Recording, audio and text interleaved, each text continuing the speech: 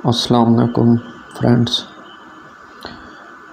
आजकल आपने देखा होगा कि बहुत से लोग फैंटेसी क्रिकेट लीग खेल रहे हैं, क्योंकि उसमें जो है अगर आपको क्रिकेट के प्लेयर्स के बारे में काफ़ी सारी मालूमात हैं तो उस मालूमात को यूज़ करके आप आसानी से उसमें से पैसे जीत सकते हैं। तो मैं भी यूज़ करता हूँ, क्रिकविक ऐप यूज़ करता हूँ। वहाँ पे मैं भी फैंटेसी क्रिकेट खेलता हूँ और मुझे भी इनाम जीतने का मौका मिला है।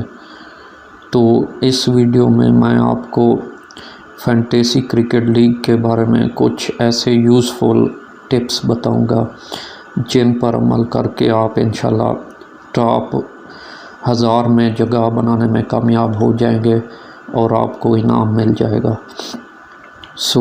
ये सब टिप्स जानने के लिए मेरी इस वीडियो को पूरा देखिएगा। इसका तरीका ये होता है कि रोज़ जो भी दो टीमें मैच खेल रही होती हैं उनके 22 प्लेयर्स में से आपको जो है 11 प्लेयर्स सेलेक्ट करने होते हैं जो आपकी नज़र में सबसे बेस्ट हों या जो आपको बहुत अच्छे पॉइंट्स दे सकते हों। सबसे पहला टिप ये है कि जो भी दो टीमें खेल रही हों, अगर उनमें से आपको 100% आपको कंफर्म हो कि कौन सी टीम जीत जाएगी तो आपने उसमें से 8 प्लेयर सेलेक्ट करने हैं विनिंग टीम में से, जो आपको लगता है कि ज़रूर जीतेगी।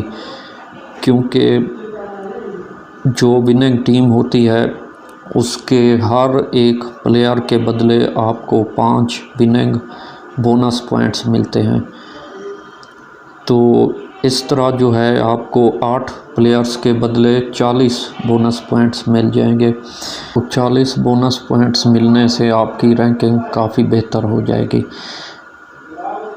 अगर आपको दोनों टीमों में से कोई कंफर्म ना हो कि कौन सी टीम जीतेगी तो फिर आप जो है दोनों टीमों से मिक्स प्लेयर सेलेक्ट कर सकते हैं।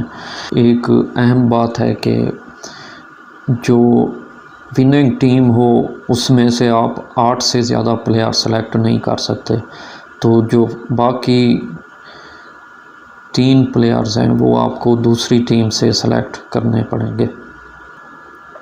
दूसरा टिप ये है कि आपने अपनी प्लेइंग 11 टीम के लिए ज़्यादा जो प्लेयर सेलेक्ट करने हैं वो करने हैं बैट्समैन और ऑलराउंडर। इसकी वजह यह है कि 2020 क्रिकेट में जो भी बैट्समैन आता है वो ज़्यादा से ज़्यादा स्कोर करने की कोशिश करता है। कम ओवर्स में ज़्यादा से ज़्यादा स्कोर करने होते हैं और इस वजह से आपको वही बैट्समैन सेलेक्ट करने चाहिए जो आपको यकीन हो कि बहुत अच्छा परफॉर्म करेंगे या कम से कम जिनका स्ट्राइक रेट 100 से ऊपर हो, 120-130 कम से कम स्ट्राइक रेट हो उनका, तो उसके आपको प्लस पॉइंट्स मिलेंगे। अगर स्ट्राइक रेट 100 से नीचे जाएगा तो फिर आपको नेगेटिव पॉइंट्स मिलेंगे और आप रैंकिंग में नहीं आ पाएंगे। और ऑलराउंडर का फ़ायदा ये होता है कि अगर वो बैटिंग में अच्छा परफॉर्म ना कर सकें तो वो बॉलिंग में आपको जो है प्लस पॉइंट्स दे जाते हैं। बाकी जो बॉलर हैं वो तो आपको पता है 2020 क्रिकेट में उनकी बहुत पिटाई होती है। बहुत कम बॉलर जो हैं वो ज़्यादा पॉजिटिव पॉइंट्स देते हैं, ज़्यादातर बॉलर जो हैं वो नेगेटिव पॉइंट्स दे जाते हैं क्योंकि उनका इकॉनमी रेट जो है वो 5 या उससे कम होना चाहिए तो ही आपको जो है प्लस पॉइंट्स मिलेंगे। अगर 5 से ऊपर जाएगा तो आपके पॉइंट्स नेगेटिव होना शुरू हो जाएंगे।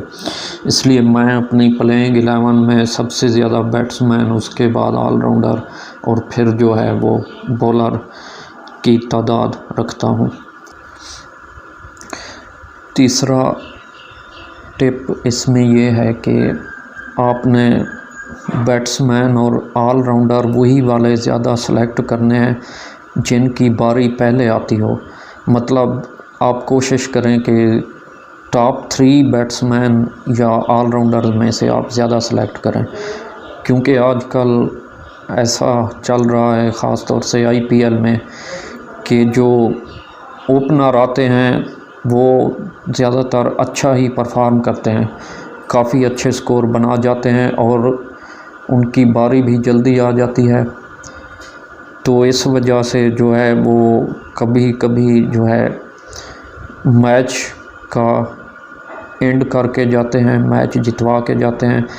उनके बाद जो होते हैं मिडिल ऑर्डर या एंड वाले बैट्समैन, उनकी बारी नहीं आती, वो परफॉर्म नहीं कर पाते, तो जो है आपको प्लस पॉइंट्स उनके नहीं मिल सकते।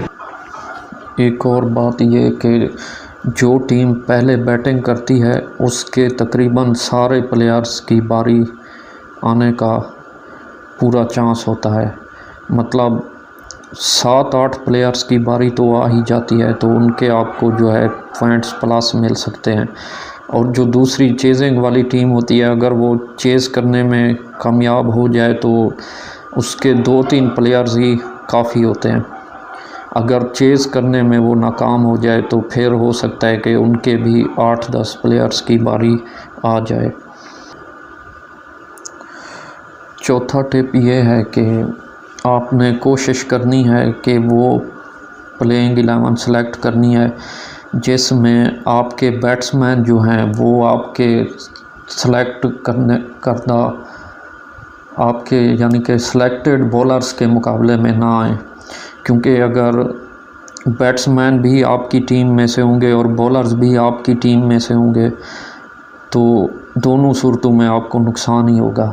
जब बैट्समैन आपके बॉलर को छक्के चौके लगाएगा तो आपके बॉलर जो है नेगेटिव पॉइंट्स देंगे, और अगर आपका बॉलर आपके बैट्समैन को जल्दी आउट करने में कामयाब हो जाता है तो उसका भी आपका जो है बैट्समैन नेगेटिव पॉइंट्स देगा। तो यहाँ पे ये कोशिश करनी है कि जो टीम आपको लगता हो कि कंफर्म जीत जाएगी, आपने उसी में से ज़्यादा बैट्समैन और बॉलर सेलेक्ट करने हैं। उसका फ़ायदा ये होगा कि आपके जो बैट्समैन और बॉलर हैं वो एक दूसरे के मुकाबले में नहीं आएंगे और आपको जो है कहीं से भी नेगेटिव पॉइंट्स का सामना नहीं करना पड़ेगा। पांचवा टिप जो है वो ये है कि आपको रैंकिंग अच्छी दिलवाने में सबसे ज़्यादा रोल आपके कैप्टन और वाइस कैप्टन का होता है।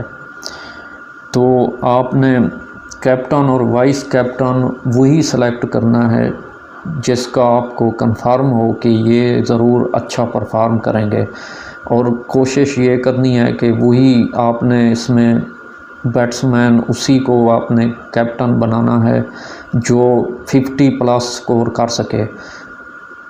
उसके जो है आपको काफ़ी अच्छे पॉइंट्स मिल सकते हैं।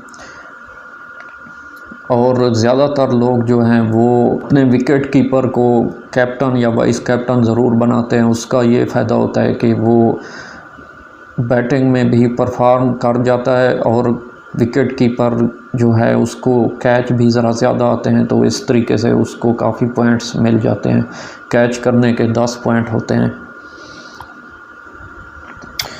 यहाँ पे आपने टीम सेलेक्ट करते वक्त ये भी ख्याल रखना है कि अगर किसी अच्छे प्लेयर्स को सेलेक्ट करने में आपको किसी छोटे मोटे प्लेयर की कुर्बानी देनी पड़ जाए तो वो भी आप उससे गुरेज ना करें। अगर इसका मतलब आपको समझ नहीं आया तो मैं आपको मिसाल से समझाता हूँ। तो आजकल एक IPL की टीम मैंने जो सेलेक्ट की, मिसाल से आपको बता रहा हूँ, उसमें जो है 3 या 4 कीपर्स थे जिनमें से 1 या 2 कीपर सेलेक्ट करने होते हैं। तो उसमें धोनी भी था जो काफ़ी महंगा कीपर था, लेकिन मुझे यकीन था कि धोनी जो है परफॉर्म नहीं कर सकता, आजकल वो फॉर्म में नहीं है, उसकी बारी भी देर से आती है और मज़ीद वो जो है बालां ज़्यादा खेल जाता है लेकिन स्कोर कम करता है, यानी उसका स्ट्राइक रेट कम है। तो इस वजह से मैं उसको नहीं चुनना चाहता था। लेकिन उसमें से एक जो है कीपर सेलेक्ट करना लाजमी था। और दूसरी तरफ जो है मैंने 2-3 महंगे बैट्समैन सेलेक्ट करने थे, ख़ास तौर से उनमें डुप्लेसिस शामिल था। मुझे यकीन था कि ये ज़रूर परफॉर्म करेगा, लेकिन फिर ऐसा हुआ कि मेरे पास बजट कम हो गया, तो डुप्लेसिस और धोनी में से किसी एक को मुझे सेलेक्ट करना था। लेकिन अगर मैं धोनी को सेलेक्ट ना करता तो मेरा कीपर कोई नहीं था, जिसकी वजह से मेरी प्लेइंग 11 कंप्लीट नहीं हो रही थी। तो मैंने उसका हल ये निकाला कि डुप्लेसिस को मैंने सेलेक्ट कर लिया, लेकिन धोनी को सेलेक्ट नहीं किया। उसके बदले में मैंने एक और कीपर सेलेक्ट किया जो खेल नहीं रहा था प्लेइंग 11 में। तो वो काफ़ी सस्ता कीपर था, तो उसका एक और फ़ायदा मुझे ये हुआ कि मेरे पास बजट भी काफ़ी अच्छा बन गया, जिससे मैं महंगे प्लेयर्स जो है ख़रीदने में कामयाब हो गया। और ये ज़रूरी नहीं है कि महंगे प्लेयर्स हर दफ़ा ही परफॉर्म करें, वो कभी कभी धोखा भी दे जाते हैं। तो आपने बजट के हिसाब से देखना है। अगर आपका बजट कम है तो सारे आपने महंगे प्लेयर सेलेक्ट नहीं करने। कुछ ऐसे प्लेयर्स भी होते हैं जो अच्छा खेलते हैं लेकिन फिर भी सस्ते होते हैं। तो ये आपकी नॉलेज पे डिपेंड करता है। अगर आपकी नॉलेज अच्छी होगी तो आप सस्ते प्लेयर भी अच्छे सेलेक्ट करने में कामयाब हो जाएंगे। पॉइंट्स का मैं आपको बता दूं, जो आपका कैप्टन होता है उसके आपको मिलते हैं डबल पॉइंट्स, यानी वो जितने भी पॉइंट्स अपनी परफॉर्मेंस से लेगा वो डबल हो जाएंगे। और अगर उसके पॉइंट्स नेगेटिव में आ जाएंगे उसकी परफॉर्मेंस के, तो वो भी आपको नेगेटिव में डबल पड़ जाएगा। और जो वाइस कैप्टन होता है उसका होता है 1.5%, यानी वो अच्छा परफॉर्म करेगा। फ़र्ज़ करें वो आपको 40 पॉइंट दे जाता है, तो उसके वाइस कैप्टन होने के आपको 20 पॉइंट्स अलग से मिलेंगे। लेकिन सपोज़ अगर वो आपको 10 पॉइंट नेगेटिव में दे जाता है, तो फिर जो है उसके -5 पॉइंट जो है आपको वो अलग से आपको उसका जुर्माना होगा। तो इस वजह से आपने कैप्टन और वाइस कैप्टन की सिलेक्शन में ख़ास तौर से बहुत ज़्यादा समझदारी का मुज़ाहरा करना है। अगर आप बिल्कुल बिल्कुल नए हैं, क्रिकेट के बारे में इतनी आपको मालूमात नहीं है, तो उसका भी एक हल है कि जब आप अपनी टीम सेलेक्ट करोगे तो उसमें क्रिक विक पे ख़ास तौर से जो है हर प्लेयर्स के बारे में लिखा होता है कि इसे कितने % लोगों ने सेलेक्ट किया है। तो अगर आपको प्लेयर्स के बारे में इतनी मालूमात नहीं है तो आपने वही वाले प्लेयर्स ज़्यादा सेलेक्ट करने हैं जिनको ज़्यादा लोगों ने सेलेक्ट किया हो, यानी हर प्लेयर की % उसके साथ लिखी होती है। किसी प्लेयर को जो है 10% लोगों ने सेलेक्ट किया होता है, किसी को 50% ने, किसी को 90% से ऊपर लोगों ने सेलेक्ट किया होता है। तो अगर आपको इतना प्लेयर्स के बारे में मालूमात नहीं है तो आपने वही प्लेयर सेलेक्ट कर लेने हैं जिनकी सिलेक्शन % जो है वो 90% से ऊपर हो।